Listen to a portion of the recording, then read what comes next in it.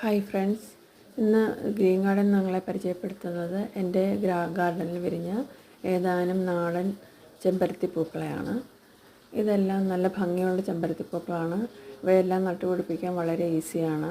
ഇതിൻ്റെ എല്ലാം കമ്പ് വെട്ടി നമുക്ക് ഇവയെല്ലാം വേര് പിടിപ്പിച്ചെടുത്ത് നമുക്ക് പുതിയ തൈകൾ ഉണ്ടാക്കാവുന്നതേ ഉള്ളൂ.